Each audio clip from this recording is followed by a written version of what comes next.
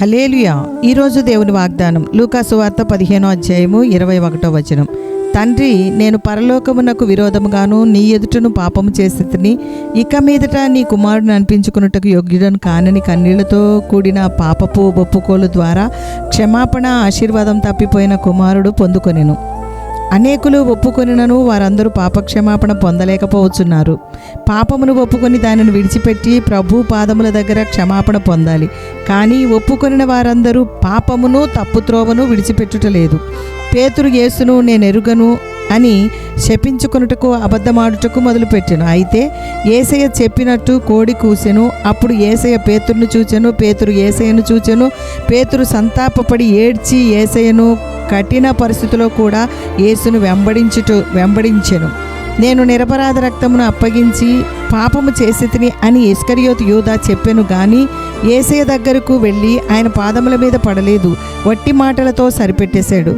ప్రభు కనికరము కొరకు కనిపెట్టలేదు. ఫలితము నాశనము జరిగింది.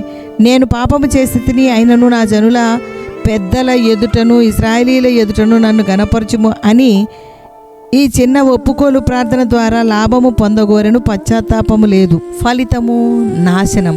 మనము దేవుని ఎదుట పశ్చాత్తాపము కలిగి పాపమును ఒప్పుకొని ఆయన పాదముల మీద పడి ఆయన కనికరమును క్షమాపణను పొందుకొందుము గాక. ప్రార్థన చేసుకుందాం. 1000 తరముల వరకు కృప చూపే దేవా, నమ్మదగిన దేవుడవు, మమ్మను ప్రేమించి ఆశీర్వదించి అభివృద్ధి చేసి దీవించే దేవా, నీకు వందనాలు స్తోత్రములు తండ్రి.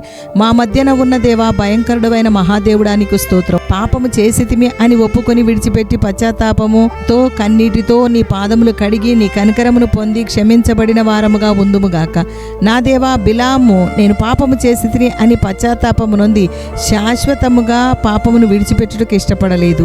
నేను ఈసారి పాపము చేసి ఉన్నాను, ఇంత మట్టుకు చాలును, ప్రభువును వేడుకొనుడి అని ఫరో మోషే ఎదుట మీ దేవుడు న్యాయవంతుడు అని మోషేతో చెప్పి మరలా తన హృదయమును కఠినపరుచుకొనెను.